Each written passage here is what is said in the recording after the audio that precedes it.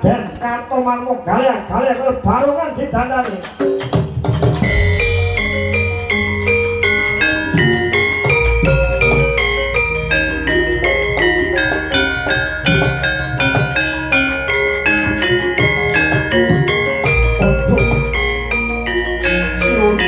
Suhan sinuhun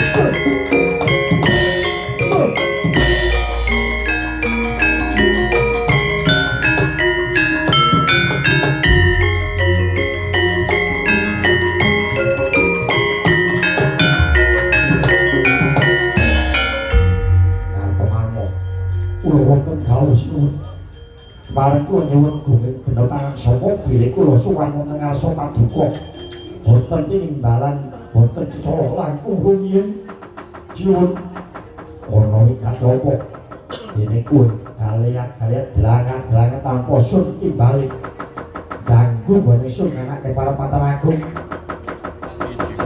katuhan kepada dituwa ingkang kathah sinuwun Duryudana yen kula jagi wonten kabentermanipun negari ing Ngastina mapan wonten ing kaputren negari Ngastina bilih dinten sakmenika benteng ing taman kaputren ing Ngastina jugruk saknalika jebul jugruking banteng kula permanahaken bilih garwa paduka Undhae Banawati kados tujuan mongko sinuwun Prabu Duryudana wah kemarap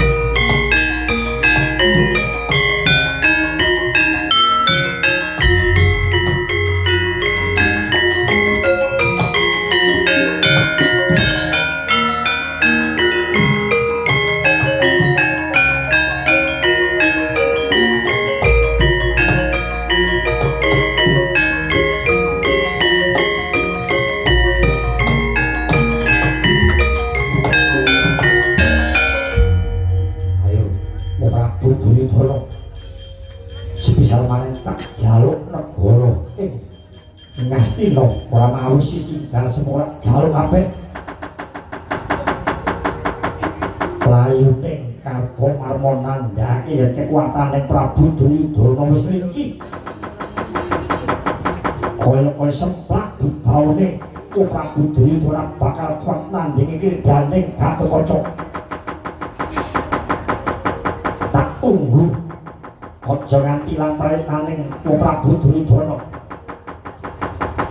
laku ning Gatotkaca ndang tungkonen tak tunggu ning tepis piringe negara Ngastina mapan ing alun-alun yen nganti ora diparingke negara Ngastina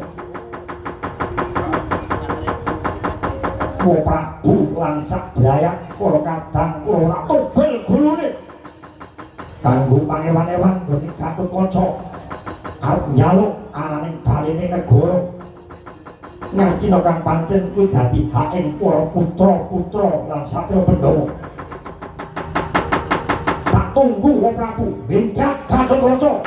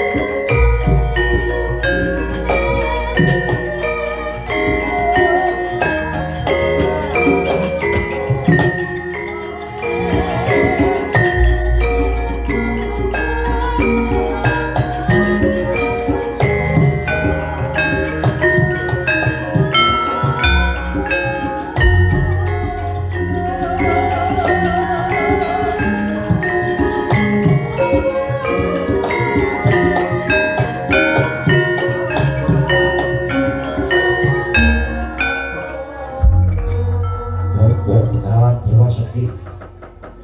Kula midhangetaken ketok nek Gatotkaca niku jiwane muda niku luar biasa. Ning sampeyan aja kuwatir. Awit mriki enten Begawan Dewa Sakti. Kula niku ahli psikologi lho. Tak delok sampeyan niku wis bingung kalung-lungan, gelisah gundah-gundahan. Negara arep dijaluk. Malah dinten sakmenika garwa sampeyan Dewi Barawati murca saking negari. Nyastina ilang saking taman Kaputren. Bapak Dewa Sakti. Kula wonten dawuh kula pasrahaken dumateng Paduka. Balenipun bojo kula pun Barawati. Mewah babagan Gatotkaca kula pasrahaken dumateng Bapak Begawan Dewa Sakti. Ampun sumelang, ampun kuwatir. Kula niku Begawan Sakti Mahanggara, aja kok mung simateng manungsa dewa teng kayangan padha wedi kalih kula. Kula niku Begawan sing ngerti sajroning winarah. Dadi dinten niki Duryudana nggone badhe ngukui negara Ngastina niku menang napa kalah, kula niku pun ngerti. Menang. Kula Begawan niku ndang kaloka niku padha akeh murid sing padha nyecep ngelmu kula. Wong sing arep magang bupati niku nggih rawuh wonten pesantren kula. Magang gubernur, magang menteri, magang DPR niku padha rawuh wonten ing gubuk kula. Kabeh padha dadi, kabeh padha tentrem uripe. Ngerti sajroning winarah, sajroning dina Minggu mesti dina Setu. Amin. Sajroning ana udan mesti mendung rumiyin. Tak damu mendung itu nggih kontal. Dadi wong-wong iku kabeh padha goleki kula wajib kula. Enten bakul pitik kepengin laris bunteni teng pondok kula. Enten wong tani kepengin nandur bisa nerati pangan terus. Bunteni kula, bunteni kula. Singen kepengin laris bunteni kula demok dadane. Nek dadane antos niku mboten laris, nek dadane empuk niku laris. Mulane kula nang demok dodone singen niku mboten sing antos, tetep yen sing empuk-empuk mawon. Awit niku mun genah nek laris. Pokoke kathah kasetan kula mboten namung niku. Kabeh padha mboten niku kula. Enten rondo-rondo kepengin meten bunteni kula, bunteni kula. Tak damu mesti bisa meten kabeh. Wong mau masih padha mboten duwe anak bunteni kula. Kabeh persoalane wonten donya niki gudange solusine niki. Ampun kuwatir, ampun kuwatir. Sinuwun Duryudana wonten enten Begawan Dewa Sakti. Boten badhe kewirangan sampean. Nggih, semanten. Paman dawuh. Kula wonten dawuh metuwa njopo. Wonten jero. Dikawal. Gatotkaca kok nawajya bala. Ing negara Ngastina saged sepakat. Kawula indikasi medal pasilan yo tambah prestu sinuwun sehati. Bapak Dono. Kawula nek indikasi njalin nyadawuh. Sinuwun keparengipun bapak medal pasilan. Nyawat-awati lampahipun pun Gatotkaca. Mugi-mugi lah ayu lulus saking Sandikala. Nggih, sembah nuwun. Kula nyuwun tambahan pangestu sinuwun. Bapak Begawan Dewa Sakti kula pasrahaken dumateng Paduka kang pinangka dados senopati ing negara ing Ngastina. Ampun sumelang. Dewa-dewa wonten padha ajrih. Nek ing babagan Gatotkaca niku tenang, ampun sumelang. Ingkang tenang mawon iki sabar penggale sampeyan. Nggih, sembah nuwun Kamtomar Mumetu Njopo dikawal prataning Sang Tapa Begawan Dewa Sakti. Kawula niki kasih nggih dawuh. Sinuwun Duryudana.